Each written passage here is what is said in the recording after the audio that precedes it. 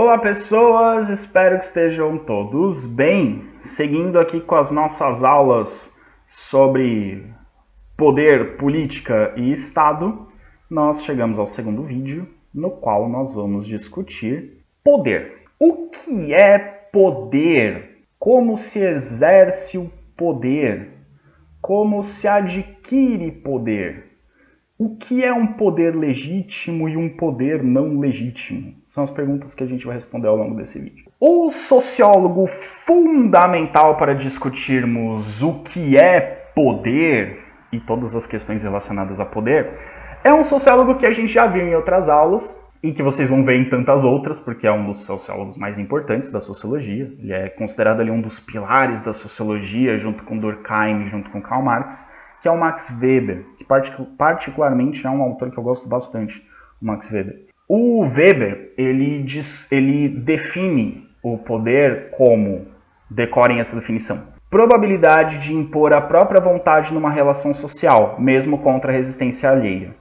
Então, exercer poder significa impor a sua vontade sobre a do outro. Isso pode ser numa relação entre indivíduos. Eu tenho poder sobre você se eu consigo fazer com que você cumpra a minha vontade independentemente do que você acha.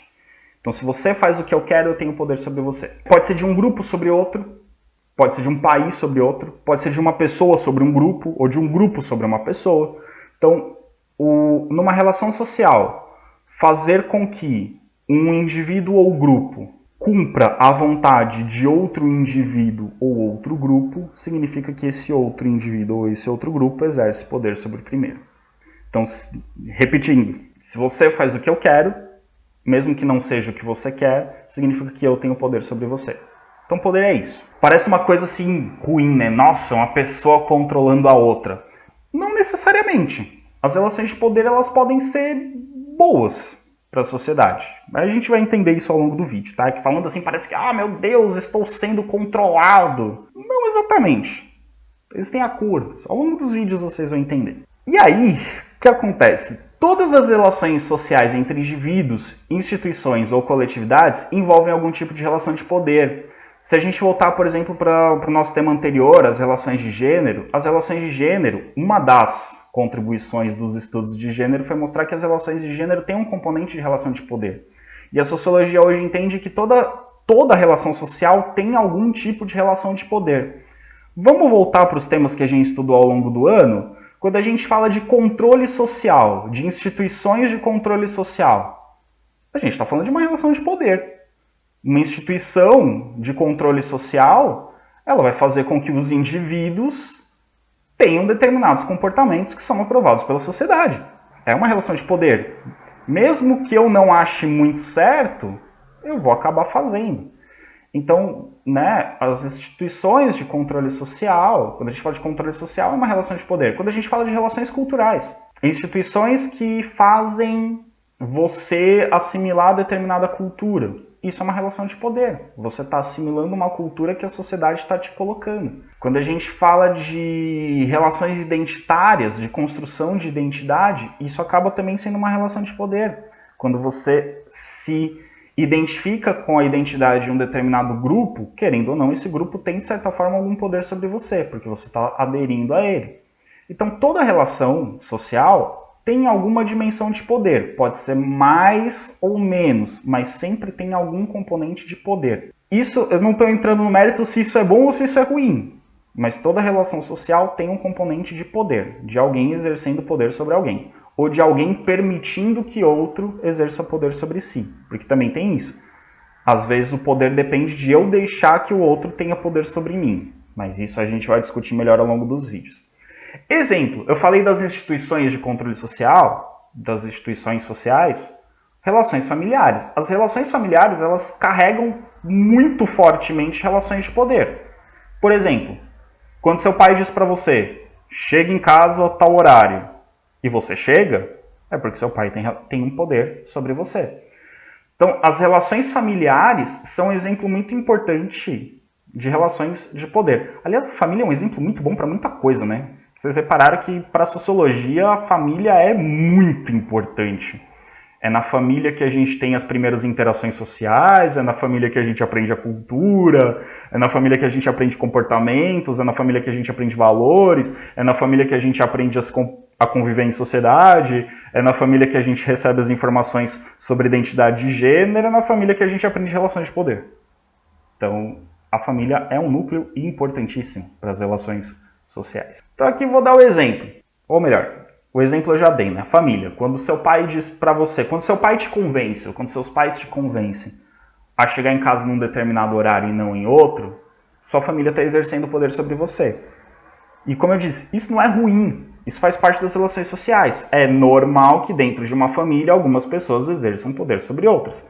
O exemplo mais comum, os pais exercem poder sobre os filhos. Mas também existem situações em que os filhos exercem poder sobre os pais, mas eu vou explicar isso melhor daqui a pouco. O poder que alguém, ou um grupo, ou uma instituição exerce sobre um indivíduo, um grupo, uma instituição, ele pode ser de dois tipos. Ele pode ser um poder direto, que a gente também chama de poder explícito, ou ele pode ser um poder indireto, que é um poder implícito. O que é o poder direto? É quando eu claramente estou dizendo para você o que você tem que fazer. Então, por exemplo, vamos pegar a família, que é o exemplo que talvez para vocês fique mais claro. Quando a mãe diz para a filha, filha, chegue em casa até meia-noite, e a filha chega em casa até meia-noite, a mãe está exercendo poder sobre a filha. Esse poder pode ter um componente coercitivo. Chega em casa até a meia-noite, senão eu vou ficar muito decepcionada com você. Chega em casa até a meia-noite, senão eu vou ter que te deixar de castigo. Chega em casa até a meia-noite, senão eu vou renguear o seu lombo. É uma expressão que me disseram, não sei se é assim que usa, tá? Chegue cedo, senão eu vou te renguear o lombo. Senão vou lhe cagar de pau, enfim. É uma forma de exercer o poder. Aí a filha chega em casa no horário que a mãe determinou, a mãe está exercendo um poder direto sobre a filha, porque a mãe disse explicitamente para a filha, chega em casa, eu estou mandando. Chega em casa cedo, eu estou mandando. Mas também tem o poder indireto, que é o poder implícito. O poder implícito, há alguns pesquisadores que dizem que ele é ainda mais forte do que o poder direto. Porque o poder implícito é quando eu internalizo o que eu tenho que fazer. Então, o mesmo exemplo do pai que diz para o filho que ele tem que chegar em casa até meia-noite. O filho vai sair, vai para uma festa. O pai não disse nada antes do filho sair de casa. Aí o filho está lá na festa e uma hora ele senta e começa a refletir. Olha para o relógio, 11h30. E ele fala, nossa, se eu não chegar em casa até meia-noite, meus pais vão ficar chateados comigo. Se eu não chegar em casa até meia-noite, meus pais vão perder a confiança em mim. Os pais não disseram nada.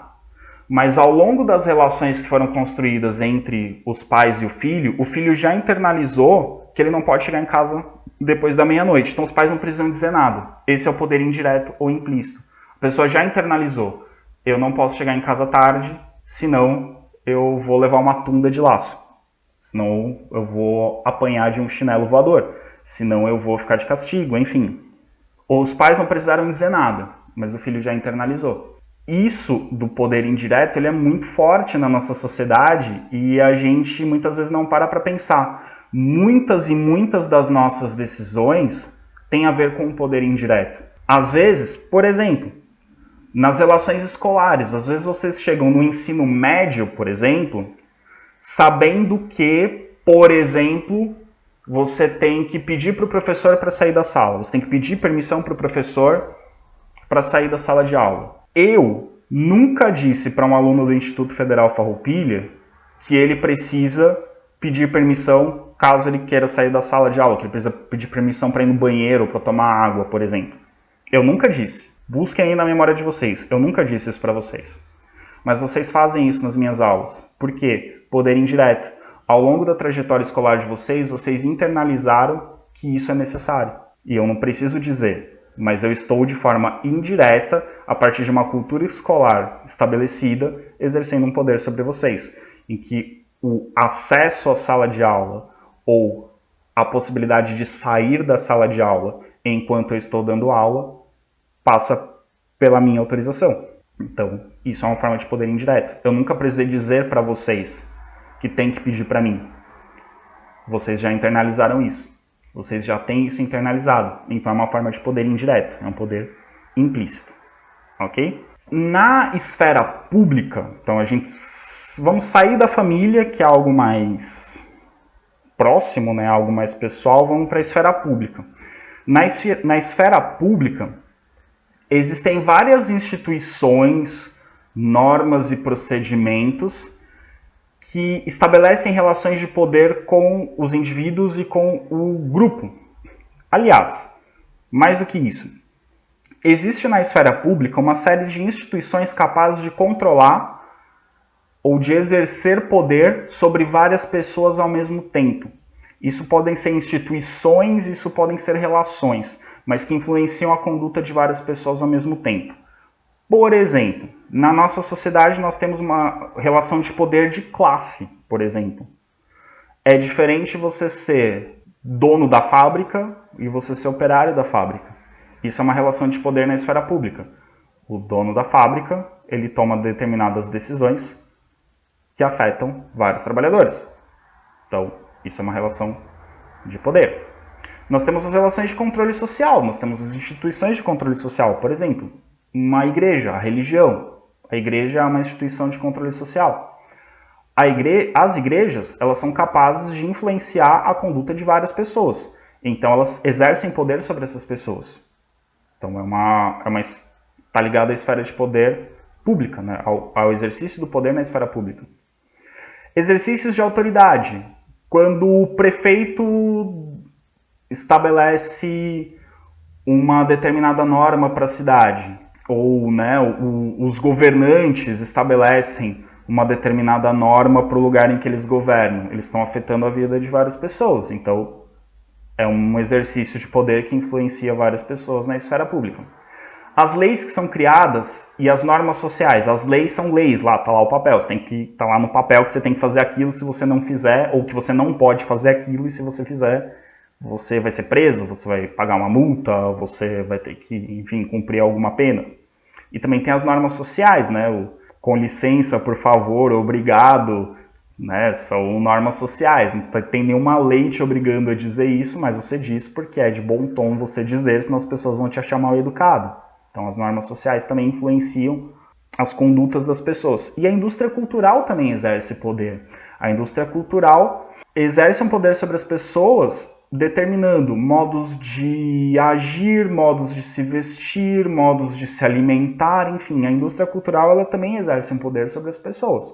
Mais ou menos poder, mas também exerce poder sobre as pessoas. Então, a gente tem várias instituições e normas, procedimentos que exercem poder sobre as pessoas. Então reparem que nós estamos o tempo todo lidando com relações de poder. Às vezes exercendo poder sobre alguém, às vezes com alguém exercendo poder sobre nós. Mas a gente está sempre ligado em relações de poder. Então vou dar aqui para vocês alguns exemplos, 2 exemplos dessas relações de poder na esfera pública, né, que interferem na vida de várias pessoas ao mesmo tempo. A gente tem, por exemplo, um empresário em sua empresa. Quando ele estabelece as normas de conduta para seus empregados, por exemplo, o horário que eles têm que chegar, horário de almoço, se tem que usar uniforme ou um determinado padrão de vestimenta, um determinado modo de lidar com os clientes, enfim, tudo isso estabelece modos de agir dentro da empresa. Então, o empresário está exercendo poder sobre os seus empregados na medida em que ele está pautando as formas de agir desses funcionários dentro do espaço da empresa. Então, dentro da empresa, tem coisas que pode fazer e coisas que não pode fazer. Como os empregados, para não perder o emprego, seguem essas normas, então o empresário está exercendo um poder sobre essas pessoas. De onde vem esse poder? Por que o empresário tem poder sobre essas pessoas? O empresário tem poder sobre essas pessoas porque esse poder está baseado nas relações de produção da sociedade capitalista. Ou seja, ele é dono da empresa. Se você, empregado, não segue as normas que ele estabelece, você é demitido. E como você precisa do emprego, você segue as normas. Então, o fato do empresário ser responsável por te contratar ou te demitir, ele acaba exercendo esse poder sobre você. Você consente que ele exerça poder sobre você em troca de você se manter no emprego. Então o empresário ele detém esse poder que acaba vindo ali de uma questão uma questão econômica, enfim, a gente vai falar dos tipos de poder daqui a pouco. Mas entenderam, né? O empresário determina o modo de agir dos funcionários, então ele exerce poder sobre os funcionários, já que ele tem a prerrogativa de contratar ou demitir. Se os funcionários não seguem as normas por ele estabelecidas, essas pessoas são retiradas da empresa. Outro exemplo, a gente já vai para a esfera governamental. Então, por exemplo, o prefeito de uma cidade determina onde é permitido e onde é proibido estacionar. Ou onde é zona azul, onde se você para o seu carro, você tem que comprar ali o bilhetinho. Então aqui em Uruguaiana, ali em volta da Praça do Barão, se você tem lá um monte de vaga, você pode parar o carro, só que você tem que, se você vai ficar mais do que 15 minutos, você tem que comprar lá o talãozinho da zona azul, dizer o horário ali e tal, para não ser multado. Então o prefeito ele vai estabelecer onde pode e onde não pode parar o carro. Portanto, sobre os motoristas, ele está exercendo um poder, porque ele está dizendo para os motoristas, ele está influenciando o comportamento desses motoristas. O motorista ele vai se programar para não parar o carro naquele espaço, porque ele tem que pagar, então ele vai ter que parar um pouco mais longe, ou ele se programa para comprar o talão de zona azul, ou ele se programa para não ir com o carro próprio, para pegar um aplicativo, para ir de transporte público, enfim. O prefeito está exercendo um poder na medida em que ele influencia a conduta desses motoristas. Então, a partir do momento que ele influencia o modo de agir das pessoas, ele está exercendo o poder. E em que se baseia esse poder? Todo poder tem uma base, todo poder vem de algum lugar. Ninguém nasce com poder. O poder sempre vem de algum lugar. No caso do empresário, vem do fato dele ser o dono da empresa. No caso do prefeito, esse poder se baseia no fato de que ele foi eleito para tomar esse tipo de decisão. Então, no caso de Uruguaiana, por exemplo, atualmente nosso prefeito, Rony Mello, recentemente reeleito, ele recebeu da população de Uruguaiana, ou dos eleitores de Uruguaiana, o direito de determinar esse tipo de coisa. Então, o poder dele se baseia numa autorização que ele recebe da população através das eleições. Então, ele é autorizado a tomar esse tipo de decisão. Então, como há um consenso de que a sociedade, de que os eleitores da cidade, a maioria dos eleitores votou nele, então a cidade aceita, os habitantes da cidade aceitam que ele pode tomar esse tipo de decisão. Então é nisso que se baseia, num consenso da sociedade. Existem várias formas de se exercer o poder. Vocês viram ali que eu dei exemplos de poder que se baseavam em coisas diferentes. E a gente vai analisar essas diferenças de exercício de poder, de formas de exercer o poder. Aqui a gente está se baseando ainda no pensamento do Max Weber. Então a gente ainda está usando muito o Max Weber. Existem várias formas de exercer o poder, mas ele agrupa essas formas de exercer o poder em 3 tipos. Poder econômico, poder ideológico e poder político. Poder econômico é bem simples. Ele se baseia na posse de bens materiais. Então eu uso os meus bens materiais para influenciar as decisões de outras pessoas. O exemplo do slide anterior do empresário é um exemplo de poder econômico. Eu sou empresário, eu tenho vagas de emprego. Então, para você trabalhar na minha empresa, você tem que seguir determinados padrões de conduta. Então, eu exerço poder sobre o seu comportamento a partir do momento em que você aceita trabalhar na minha empresa. Então, para trabalhar na minha empresa, você aceita as normas que eu estabeleço para você. Portanto, eu tenho poder sobre você. Mas esse poder econômico ele pode ser muito maior. Como, por exemplo, um banco, um grande banco internacional. Ele pode exercer influência sobre o governo de um país, emprestando dinheiro para esse país ou cobrando juros menores para esse país, mas dizendo o seguinte, olha, eu vou te emprestar dinheiro ou eu vou te cobrar juros menores se você aprovar determinadas leis, se você executar determinadas políticas públicas. Então, aí o país que está precisando do dinheiro vai aprovar determinadas leis, vai executar determinadas políticas para ele receber o dinheiro desse banco. Uma empresa pode fazer isso. Então, dá para ser de um indivíduo sobre outro, dá para ser de um grupo sobre outro, dá para ser de um país sobre outro, dá para ser de uma instituição sobre um governo, enfim. Então, poder econômico é o que eu uso os meus bens materiais para exercer poder sobre outra pessoa, ou sobre outro grupo, enfim. Quando eu consigo influenciar alguém ou um grupo usando o meu poder econômico, né, os meus bens materiais. Outra forma de exercer o poder é o poder ideológico. O que é o poder ideológico? É quando eu uso ideias e informações para influenciar pessoas. Aqui é um pouco mais complexo, mas a ideia é a seguinte: eu tenho um determinado conhecimento, ou uma determinada informação, ou uma determinada ideia. E a partir desses conhecimentos, informações e ideias que eu transmito para você, eu te convenço a se comportar de uma determinada forma. Exemplo, eu falei das mídias, né, da indústria cultural. Uma empresa de comunicação, por exemplo, que quer estabelecer determinados padrões de comportamento na sociedade, ela vai começar a divulgar essas ideias. Então, por exemplo, uma empresa de comunicação que quer que as pessoas usem um determinado tipo de roupa, vai começar a colocar nos seus produtos culturais, nos seus telejornais, nas suas novelas, nos seus programas de TV, nas suas propagandas, pessoas usando esse determinado tipo de roupa. Então, expondo essa informação, eu vou tentar fazer com que as pessoas que têm acesso às informações que eu estou expondo se convençam de que essa atitude é a melhor, de que usar essa roupa é a melhor. Isso não é ruim, tá, pessoal? Eu falo disso, as pessoas sempre ficam assim, nossa, então a indústria cultural está tentando me enganar o tempo todo. Não! Quando a indústria cultural, por exemplo, no momento de pandemia, tenta te convencer a usar máscara, isso é bom. Quando a indústria cultural, na época da campanha de vacinação contra a poliomielite, coloca o Zé Gotinha para convencer as crianças a ir tomar a vacina, isso é bom. Está influenciando o comportamento das pessoas, está exercendo um poder ideológico sobre as pessoas, mas para que elas se convençam a fazer algo bom. Mas isso pode ser usado por interesse próprio, por interesse da organização. Isso pode ser usado para o bem da sociedade, como isso pode ser usado por interesse próprio.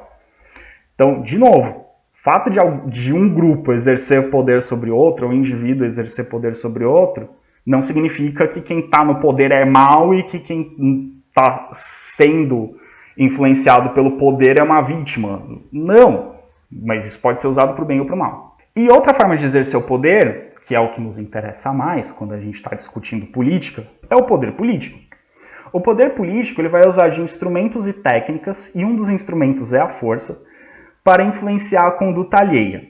É o poder que a gente está acostumado quando a gente fala de política. Por exemplo, o governo cria uma lei dizendo que, o exemplo anterior, não pode estacionar ali em volta da Praça do Barão por mais que 15 minutos, senão você tem que comprar um talão de zona azul. Se você não comprar o talão de zona azul, você tem que pagar uma multa. Isso é um poder político. Cria-se uma lei e as pessoas têm que seguir a lei.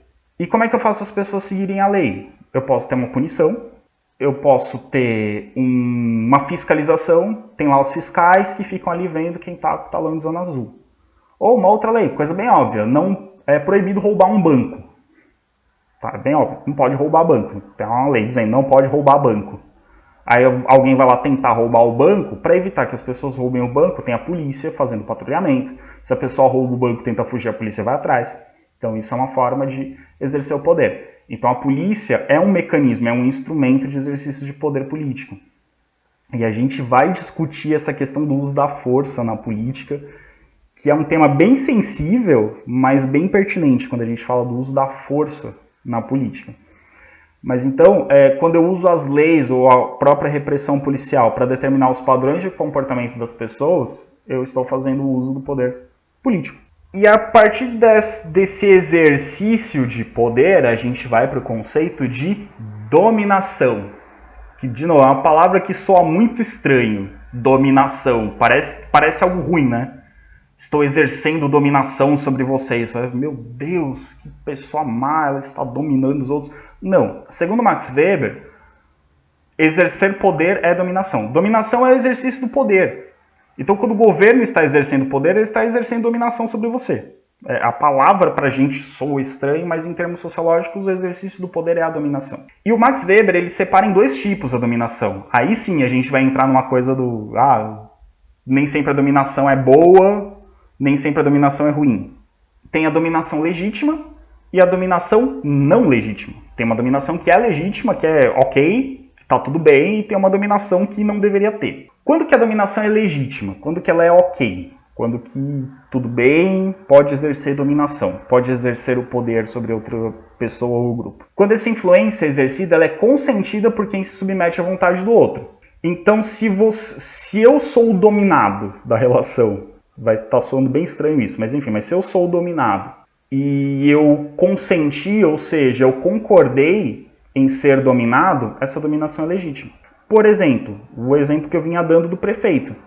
Os moradores de uma cidade se submetem às decisões do prefeito porque eles votaram e esse prefeito foi eleito. Então é uma dominação legítima. E essa dominação legítima que a sociologia analisa. A que não é legítima não é o objeto de estudo da sociologia. A que não é legítima a sociologia combate. Então a sociologia estuda essa dominação legítima. Então tem uma eleição, ganhou o candidato a prefeito, os cidadãos da cidade falam, beleza, pode mandar na gente porque a gente escolheu você para isso. Permitido. É uma dominação legítima. O professor em sala de aula. Os alunos falam, esse cara aí, ele é o professor, ele vai conduzir as aulas, ele vai orientar a gente a aprender determinadas coisas, então a gente aceita as orientações dele. É uma dominação legítima, é uma dominação consentida. Enfim, sempre que a pessoa que exerce o poder, ela exerce o poder com o consentimento da pessoa que está sob o poder dela, é uma dominação legítima. No quartel, o general mandando nos soldados, é uma dominação legítima. O soldado entrou lá e falou, não, esse cara é o general, eu respeito a hierarquia da instituição, esse cara me dá ordens, eu obedeço. É uma dominação legítima. Então existe o consentimento. Quando essa dominação não é legítima? Quando não existe o consentimento. Quando a dominação ela pressupõe apenas o uso da força. Então você vai me obedecer não porque você concordou em me obedecer, mas você vai me obedecer porque eu estou te obrigando. Então é o uso da força. Através de ameaças, através de agressões, através de...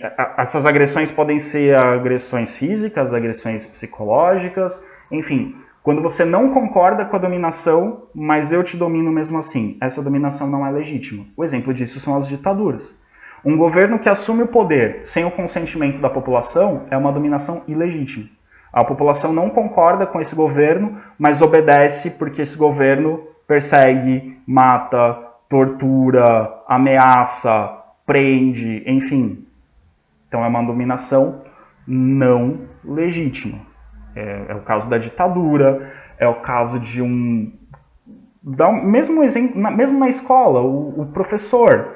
Tem o professor que exerce uma dominação legítima. Os alunos concordam que aquele professor exerce uma autoridade sobre eles. Agora pode ter o caso, por exemplo, de um professor que só consegue fazer que os alunos produzam algo com base em ameaças. Aí o aluno não concorda, mas ele tem medo de ser prejudicado.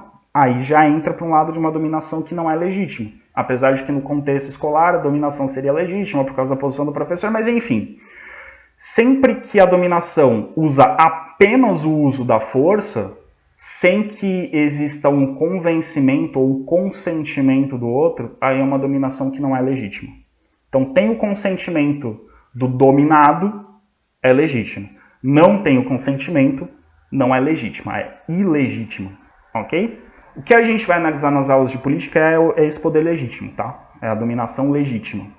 A que não é legítima fica para outros contextos de estudo, não para esse nosso aqui das aulas de política. Essa dominação, ela também tem vários tipos, né? A dominação, que é o exercício do poder, ela pode ser de vários tipos. Tem a legítima e a ilegítima. Quando ela é legítima, ela pode ser de vários tipos, mas a gente classifica em 3 grupos. O primeiro tipo de dominação é a dominação tradicional. O que é a dominação tradicional? É a dominação baseada na tradição. Ou seja, as pessoas num determinado grupo, que é dominado, acreditam nas instituições e nas regras tradicionais de controle. Então, assim, existem determinadas tradições, determinadas regras, determinadas instituições que fazem parte da nossa sociedade, e aí a gente vai respeitar essas regras, essas instituições e essas tradições.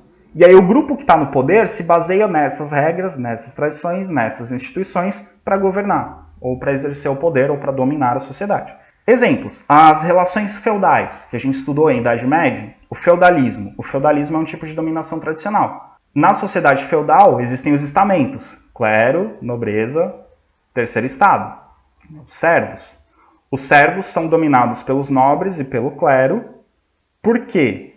Porque eles acreditam que é a vontade de Deus, que a sociedade é assim e não tem outro jeito de ser. Então eles não estão ali sendo dominados contra a vontade deles. É uma dominação legítima e é uma dominação tradicional, porque eles acreditam que é assim. As tradições ensinam, as instituições ensinam que quem nasce servo, quem nasce numa família de servos é servo, quem nasce numa família de nobre é nobre. Então o servo tem que trabalhar para o nobre, enquanto o nobre tem que proteger o servo. Essas são as tradições da sociedade. O patriarcalismo, uma sociedade patriarcal, que nas aulas de história a gente vai estudar um pouco mais o caso da sociedade patriarcal no Brasil, quando a gente for estudar os aspectos culturais e sociais do Brasil colonial. Uma sociedade patriarcal também é baseada nessa tradição. Uma sociedade patriarcal, o homem exerce poder sobre a mulher. Por quê? Porque a sociedade acredita que o homem é mais forte, que o homem é mais inteligente, mas porque existe uma tradição de que é o homem que domina. E aí a mulher aceita a dominação da sociedade patriarcal. Coronelismo é algo que vocês vão estudar nas aulas de história do terceiro ano. Mas também a ideia de um líder político que exerce influência sobre um determinado grupo na sociedade, sobre determinadas pessoas na sociedade. Por quê? Porque sempre foi assim. Então, existe uma tradição que faz com que as pessoas sigam essas regras. E aí, quem exerce o poder é um poder legítimo, mas é um poder baseado na tradição. As pessoas acreditam que essas tradições vêm de muito tempo e que elas funcionam, então tudo bem seguir assim. Outro tipo de dominação é a dominação carismática. Essa eu acho muito complicada. O que é a dominação carismática? A dominação carismática é quando o dominado acredita que o dominante, que o líder, ele tem qualidades excepcionais, ele tem algo especial. O líder tem algo diferente acima dos outros, e por ter algo diferente acima dos outros, ele pode dominar a sociedade, ele pode governar, ele pode conduzir. A liderança carismática, eu disse, ela é complicada em determinados contextos. Em outros contextos é ok, é normal. Por exemplo, lideranças religiosas. As lideranças religiosas, o padre, o pastor, o bispo, o pai de santo, dá para classificar como tradicional o poder que eles exercem sobre os fiéis, mas, porque, enfim, vem de uma tradição tal de respeitar a figura religiosa, mas é sobretudo uma liderança carismática. O padre na Igreja Católica, ele recebeu uma missão de Deus. O pastor, em diferentes igrejas evangélicas, de modo semelhante, uma pessoa que tem muito conhecimento da Bíblia e que, portanto, pode ensinar. O pai de santo, ele passou por uma série de ritos e de estudos, e, enfim, e de contato com os orixás, com as divindades, para que ele alcançasse essa posição. Então ele tem algo de diferente, então ele tem algo especial que as outras pessoas não têm. Por isso ele exerce poder dentro do contexto religioso. Então as lideranças religiosas exercem um poder carismático sobre os demais. Aliás, dentro da Igreja Católica, a palavra carisma significa dom do Espírito Santo. Então a pessoa que tem um carisma, ela recebeu um dom especial. Então dentro do contexto religioso, a dominação carismática ela é dessa forma. O líder religioso exerce poder sobre os fiéis porque ele tem um dom, porque ele tem algo de especial, uma característica que o coloca como um ser diferenciado, como uma pessoa diferenciada. E por isso, os fiéis daquela religião aceitam o poder dessa pessoa. Só que essa dominação carismática, quando a gente sai do contexto religioso, ela é um tanto quanto complicada. Por quê? Quando a gente vai para o contexto político, a liderança carismática ela pode ser muito problemática. A liderança carismática ela é diferente da tradicional porque a tradicional ela mantém as coisas como estão. E a liderança carismática na política ela traz transformações. Vou dar um exemplo. Vamos voltar para as aulas do primeiro ano de História? Nossa, professor, que viagem. Tá, tentem lembrar disso. Quando a gente estudou a história de Atenas, que Atenas teve um período que era monarquia e virou aristocracia, depois passou a ser uma tirania. Os tiranos em Atenas eram líderes carismáticos. Eram pessoas que não concordavam com a ordem aristocrática, mas tinham um grande prestígio junto à população de Atenas, que fazia com que as pessoas acreditassem que essa pessoa tinha algo de especial. Portanto, é um líder carismático. E por ter algo de especial, essas pessoas concordavam em se submeter ao comando dessa pessoa. E aí o tirano, usando esse poder carismático, estabelece uma série de transformações em Atenas que vai dar origem à democracia. Então a liderança carismática, ela é capaz de transformação. A tradicional não. A tradicional mantém as coisas como estão. A liderança carismática, ela é capaz de transformar. Só que nem sempre essa transformação é para o bem. Querem um exemplo? Um dos maiores exemplos de líder carismático que nós temos na história da humanidade, um dos maiores exemplos de líder carismático, não estou dizendo que é bom, estou dizendo que é um dos maiores exemplos de líder carismático, Adolf Hitler. Adolf Hitler foi um grande líder carismático. Ele era o líder supremo da Alemanha nazista. As pessoas concordavam em obedecê-lo porque achavam que ele tinha algo de especial, porque de alguma forma ele seria capaz de conduzir a Alemanha aos dias de glória que ela havia perdido. Então elas se submetiam integralmente à vontade desse líder. A experiência que a gente tem de governos autoritários no mundo no século XX, a Alemanha nazista, a Itália fascista, a União Soviética stalinista, a Espanha franquista, o Brasil de Getúlio Vargas, a Argentina peronista e vários outros exemplos que nós temos no século XX, de governos autoritários que se transformaram em ditaduras, tem a ver com lideranças carismáticas. Um líder que é visto pela população como alguém extraordinário. Nosso atual presidente, o Jair Bolsonaro, ele tem um lado de líder carismático. Ele tem um quê de liderança carismática. Porque existe uma base de apoiadores dele que realmente o considera um mito, alguém especial, alguém diferente dos demais. Mas como eu disse, eu dei o exemplo lá da Grécia Antiga, um líder carismático que transformou a sociedade e gerou uma democracia. E dei o exemplo da Alemanha nazista, que um líder carismático exterminou 6 milhões de judeus. Como eu disse, política não é uma ciência exata. Existem lideranças carismáticas que fazem coisas boas e lideranças carismáticas que fazem coisas ruins. Como eu disse, liderança carismática é complexa. Mas a gente sempre tem que tomar cuidado, porque o líder carismático ele pode ser um messias, e eu não estou falando do segundo nome do Bolsonaro, um messias no sentido de um salvador. Dá para dizer, Jesus Cristo era uma liderança carismática, porque os seus fiéis acreditavam que ele tinha algo superior, e por isso o seguiam. Isso é um exemplo de liderança carismática. Jesus era uma liderança carismática, mas Hitler também era uma liderança carismática. Enfim. O terceiro tipo de dominação, que o Max Weber considera o ok, o mais adequado para sociedades modernas e democráticas, é a dominação racional legal. Racional, usa razão, legal, fundamentada nas leis. Então é uma dominação fundamentada em normas e regras aceitas por todos. O exemplo é a burocracia moderna. O que é a burocracia? É o conjunto de instituições que governam e administram a sociedade.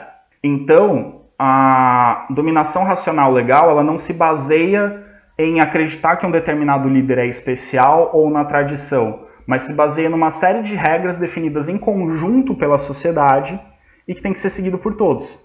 Então, independentemente de quem esteja no governo, o que as pessoas obedecem não é a pessoa que está no governo, como é o caso do líder carismático. As pessoas obedecem às regras definidas pela sociedade. As regras definidas em conjunto pela sociedade. Esse modelo de dominação, o modelo racional legal, é o modelo do Estado moderno. A gente vai discutir o que é Estado moderno ao longo dos próximos vídeos. Mas, para vocês entenderem, é o modelo que nós temos hoje para a política e para os governos pelo mundo. Então, é o modelo racional legal. Então, as relações entre os cidadãos e o Estado, as relações entre os cidadãos e o governo, são marcadas pela impessoalidade, ou seja, são regras que devem ser seguidas por todos. O líder carismático ele tem uma relação pessoal. Na Alemanha nazista, as pessoas não obedeciam o governo, as pessoas obedeciam o Hitler. No caso de uma dominação racional legal, as pessoas não obedecem a pessoa que está ocupando a presidência. Elas obedecem à instituição Presidência da República, por exemplo. Elas obedecem às leis criadas pelo Legislativo, às políticas executadas pelo Poder Executivo. Então, independente de quem esteja no cargo, as pessoas obedecem às normas e às instituições, não às pessoas que ali estão. Tudo bem? Então, numa dominação racional legal, existem regras que valem para todos. E é isso que a gente chama de impessoalidade. O governo vai tratar todos os cidadãos com base nas mesmas regras, e os cidadãos vão tratar quem está no governo com base nas mesmas regras, independentemente de quem seja. Numa liderança carismática, a relação é pessoal. Então, o líder pode tratar uma pessoa de um jeito e outra pessoa de outro, porque a relação é pessoal, é construída entre o governante e o indivíduo. Na dominação racional legal, não. Ela é impessoal. Mesmas regras para todos. Vale igual para todo mundo, independente de quem seja ou de quem esteja no poder. Pelo menos é assim que a gente gostaria que fosse no Brasil, né? Porque a gente sabe que às vezes tem pessoas que ocupam cargos no governo que não lidam com o poder de forma impessoal e fazem favores para amigos e familiares, mas isso é uma outra discussão. No próximo vídeo nós vamos começar a falar sobre política propriamente dita, sobre a palavra política, o que é política, como se desenvolve a política, como é onde vivem, do que se alimentam os políticos, enfim. No próximo vídeo a gente vai tratar sobre as definições e as implicações do que é a política. E ao longo dos próximos vídeos a gente vai falar sobre partido político, o funcionamento das eleições no Brasil, direita e esquerda, eixos ideológicos. A gente vai falar de um monte de coisa aí relacionada à política nos próximos vídeos. Até mais.